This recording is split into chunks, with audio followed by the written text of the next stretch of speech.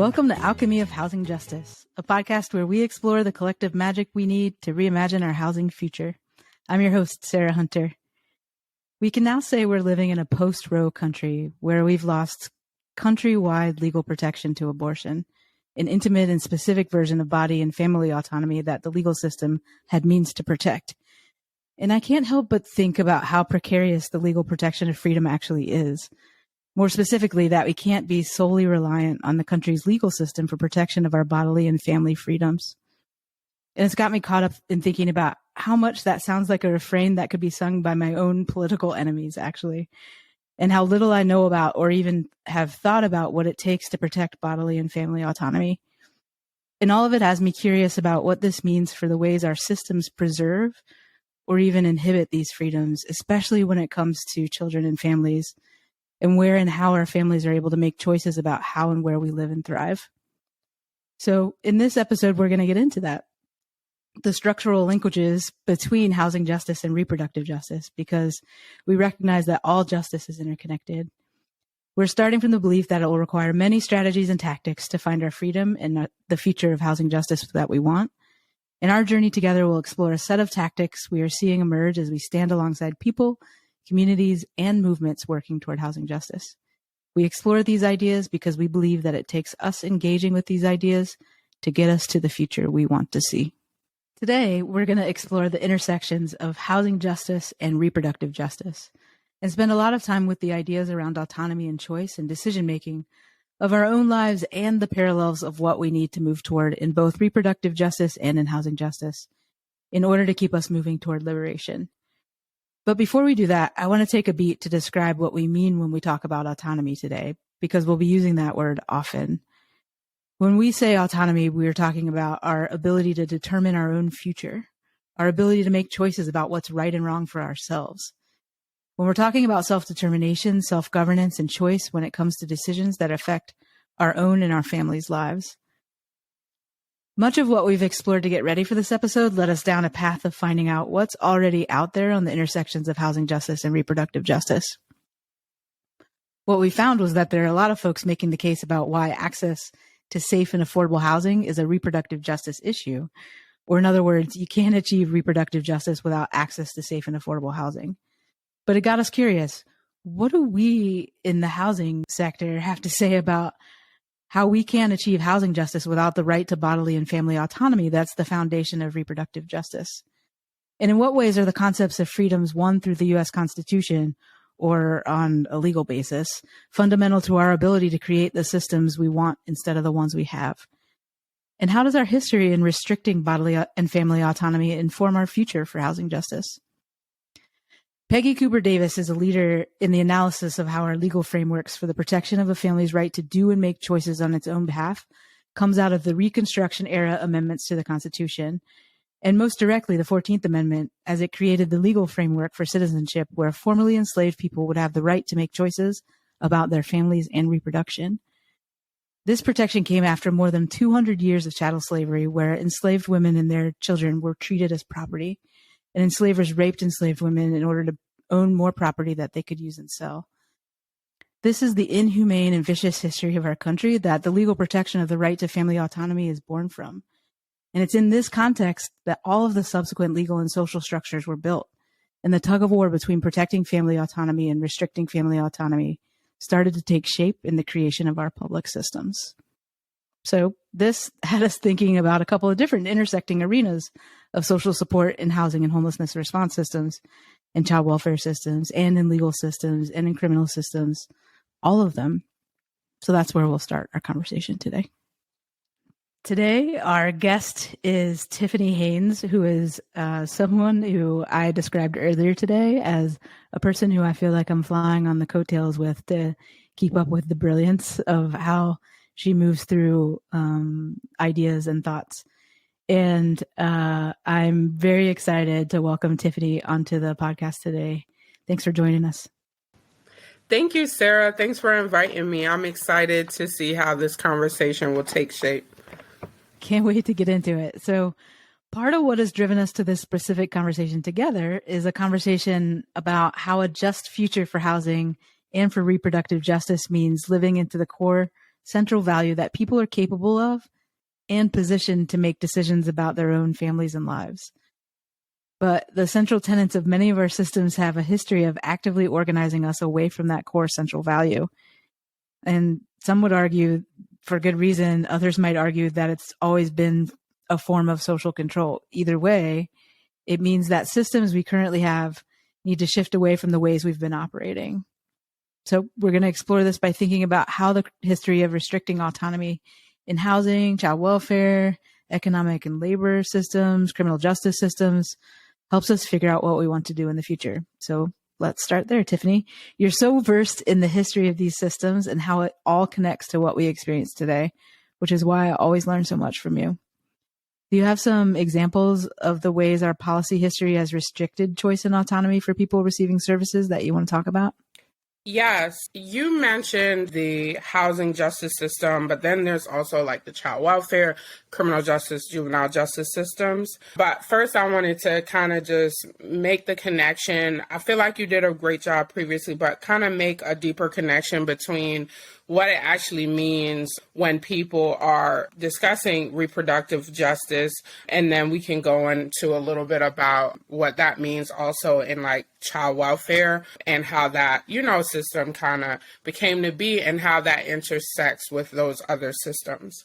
So with reproductive justice, as you mentioned, there are some key foundational things with that in terms of the root of why those efforts exist. It's really just, focusing on, like you mentioned before, focusing on the right to maintain someone's, their personal body autonomy, to control their families and all of those other things.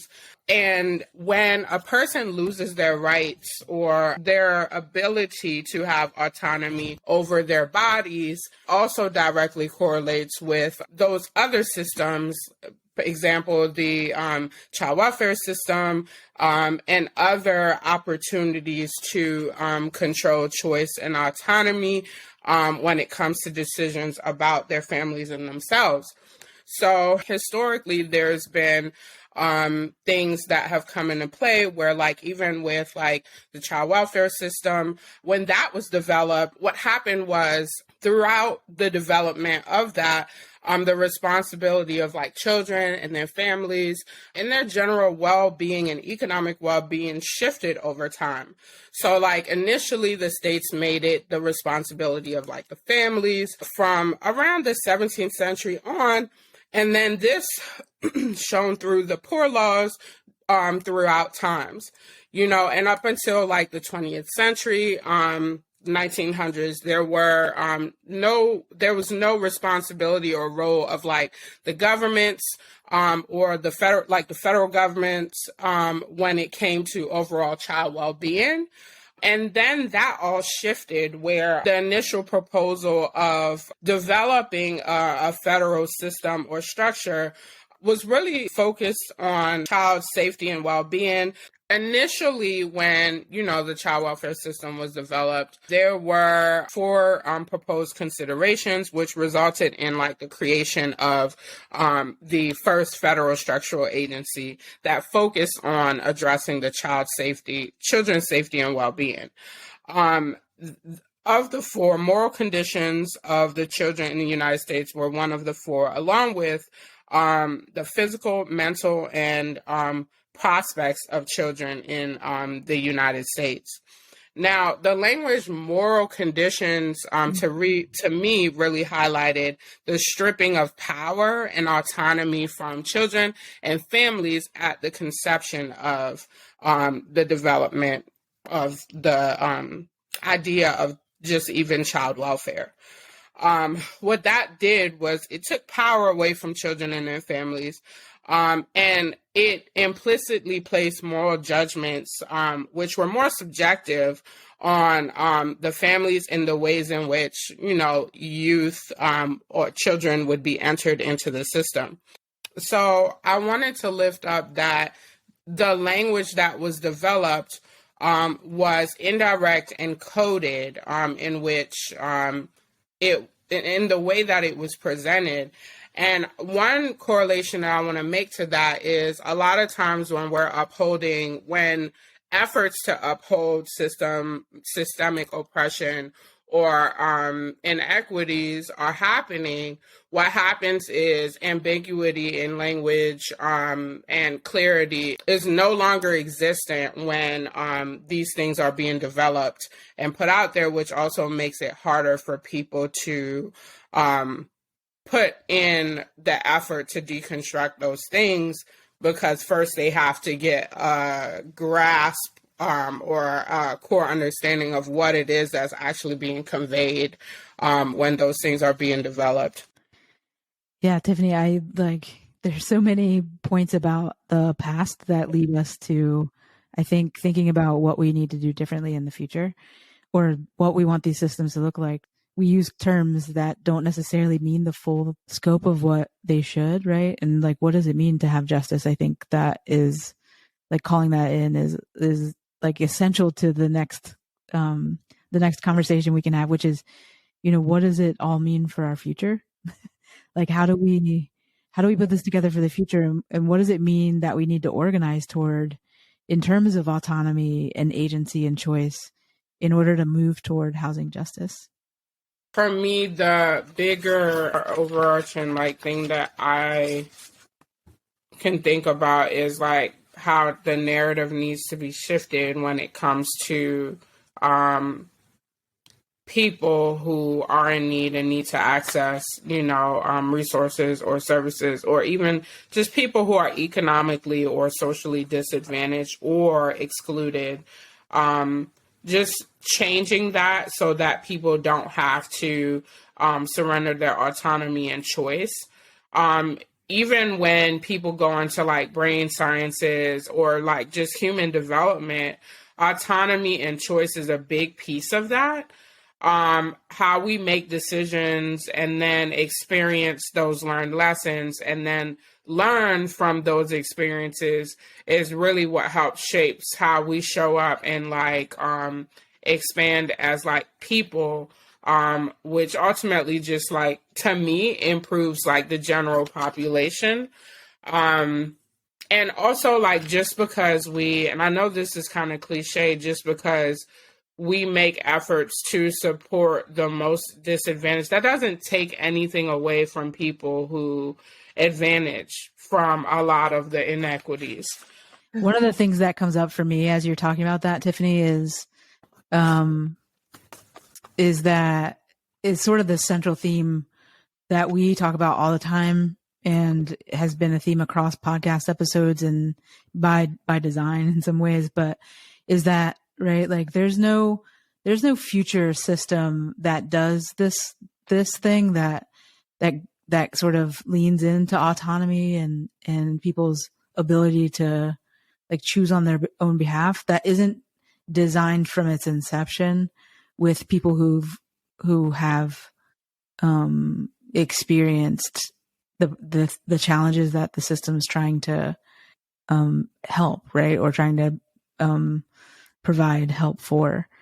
And so,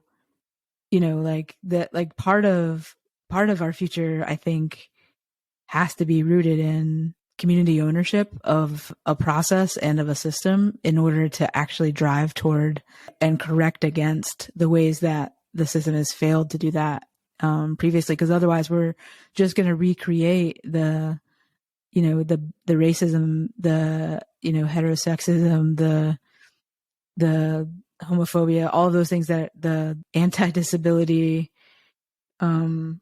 ways that we've been that we've constructed these systems. So to me, it's part of it is just sort of growing from there and starting at that point. I feel like community ownership is one piece of it. I also think a system of accountability that's outside of our already structured systems like the child welfare or the criminal justice system that hold people accountable when they don't meet or live up to the standards of the system, right? So I think having like a community accountability process. So how does the community hold systems accountable to standards and expectations of their well-being, of, you know what I'm saying, what does it really mean to live a life where they experience justice, equality, and equity, and liberation, liberation in the sense of freedom of choice, freedom to like control their bodies, freedom to do those things. I think one way that I've seen this happen, an example with like the child welfare system, I think what's really been making me happy to see, generally speaking, not just child welfare, is this presidency, the efforts that have been pushed forward towards like racial equity. So not just, I know that there has been a lot of like disheartening things or shifts in policies that's happened, but I feel like there's been more of an intentional effort to infuse racial and LGBTQ equities into our systems, at least our federally funded systems, and that what needs to happen is there needs to be a connection of like those recipients or organizations that are receiving those fundings or implementing these programs. There needs to be a more streamlined connection for them on these updates, in which policies and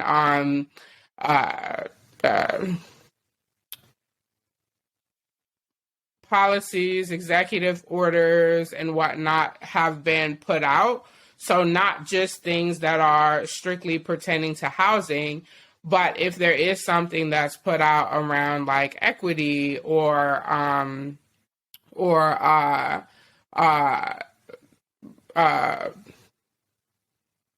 racial equity, economic equity, LGBTQ equity, that they're also just as informed about those things as they are about those that are specific to the specific area of service that they provide. And it's not just like the providers, like the efforts of like providers and awareness. It's also like communities being aware of not only that this thing exists, but being informed about the process of accessing or informing themselves or learning more about what it is that's out there. And I think there's this stigma that had been put in place, like when you need help, that you're lazy or like you don't want more out of life, like you don't put your best foot forward at life. And I think acknowledging or setting a threshold for what is the basic that people should be entitled to, or basic human rights that people should have, I think those are things that need to, when I think of transformation, I think housing is a basic need. And the countless efforts have proven that housing impacts so many other pieces of an individual's life. It impacts, their health outcomes. It impacts their family stability. It impacts their ability to reproduce. It impacts their economic potential. It impacts so much with not having safe and secure housing. When we talk about access to healthcare, or access to these other things, those disrupt and impact people's livelihoods. And so when we think about like the foundational things that people are needing, I think it's important to always consider those that impact a person's livelihood, those that impacts a person's ability to be safe and be able to access, health care with limited barriers. All right. So if we're connecting back to this, the central theme of justice movements, that we can never truly be free unless our liberation is tied up in the freedom of all people, what do we need to do to fight for reproductive justice on the way to housing justice so that we can all be free? What do you think? One of the things is really just educating ourselves on why these things are connected. We just shared, a few examples and historical things, but I feel like it's much deeper than just what we shared in this conversation. My son asked me something one day that really, it puzzled me that he asked me this question. He says, "Mommy, if history is in the past, why does it matter? We got to move forward, right? So we shouldn't worry about the past, right?" And I said, "Aiden, if you touched a hot stove today and it burnt you, are you going to touch that stove tomorrow?" And he said, "No." And I said, "Why not?" I didn't have to elaborate the importance because he understood that there were learned lessons that came with a foundational understanding of our history and how we've moved forward. So I guess that's the bigger point that I wanted to lift up in regards to educating ourselves around these things, so that when we are engaging in change efforts, that we're educated and equipped in a manner so that we can be effective in our approach to addressing these things. Like the thing that happened with Roe v. Wade. Some people were stuck on the abortion piece of things, but it was much bigger than abortion. It was much deeper than abortion rights. And some people are able to make the connection. And I just challenge folks to take that time to really just dig a little deeper instead of allowing the media to educate you, like social media, and people who are misinformed to educate you on how these things connect. Yeah, I mean, I think, what's coming up for me is like, you can't stay silent when, they're coming for our autonomy in these ways, right? And so if there's like you have to stand linked arm in arm when there's a threat to justice that's so clear, like so crystal clear. And so that means taking risks, when it comes to, all manners of things, whether it's like displaying support in public ways, whether that's on behalf of an organization or on behalf of you as an individual. It's going out there and getting in the middle of the fight, whatever way that fight is showing up for us, both locally and nationally, and figuring out ways to show up. Those are the things for me that I feel like resonate, that I feel like it's like people want to compartmentalize the things we care about, or compartmentalize, like we can still get to housing as a human right if we have abortion. It's like, actually, I mean, if we don't have abortion, it's like, actually, we can't get the housing. That the whole point is that all these things are built on our ability to make our own decisions on that autonomy, our family and bodily autonomy. And we can't get there without getting there across the board. And so showing up to the fight for reproductive justice is just as necessary.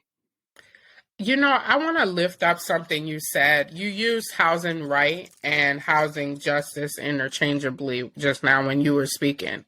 And see, the distinguishment in that people need to understand is that we can make it a right, but is it going to be equitable? Is it going to be rooted in equity? Is it going to be easily accessible, low barrier? Is it going to be, are all of these other components going to be considered when we do get to a place of acknowledging legally or structurally that housing is a basic human right? Just like we went from a place from, as long as we're separate but equal, we're good. And quickly we realized that we weren't good. Yeah. It wasn't equal. Yeah. It wasn't justice. It wasn't equity at all. And so I think the important thing too is also understanding that just because something doesn't directly, you don't feel directly connected to a thing, does not mean that it doesn't impact you. If you ever heard the statement, I believe it's an injustice for one is an injustice for all. And it's like, even though most people correlate reproductive justice to women's rights, right? Like people connect those things to women's rights to control their body, but it's much deeper than a woman's right to control their body. Men have humans have reproductive systems, right? Regardless of your gender. Reproductive justice, it is a justice issue for every single one of us. Right. And I think what I want to also link back to the way, like sort of where you started and sort of white supremacy as being the like root of, of reproductive injustice, let's say, right, is like going back to the thoughts that we like talked about earlier around, Peggy Cooper Davis's analysis about,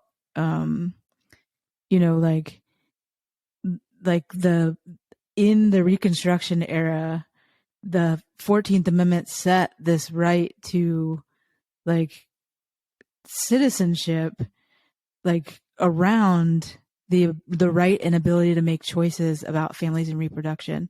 And in that moment, the white country reacted, like that's real.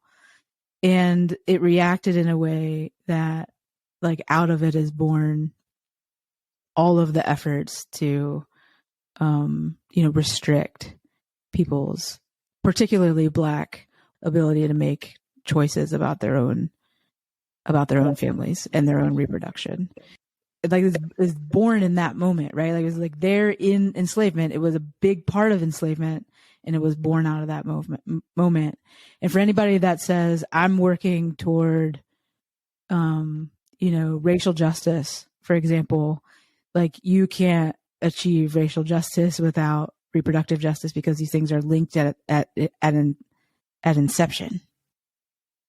Right.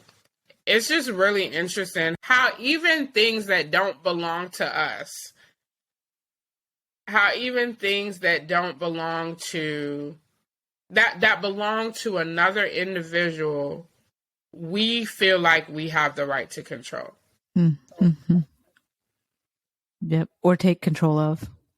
Right. Well, as always, Tiffany, I love talking about and figuring out how we're going to move toward the future we want together. So thanks for joining us and for sharing all of this with us, and glad to be in this principled struggle with you. Thanks for having me, and the feeling is mutual. As always, a special thanks to producer Terrance Walker for your creative influence in this podcast, your technical brilliance in making it happen, and for sharing your magic with me and the world. Thanks for listening once again, for joining us, for spending this time with us. Follow us at housingjusticecollective.com. Check out Tré Ward's music on all streaming platforms, and subscribe to the Alchemy of Housing Justice podcast wherever you get your podcasts.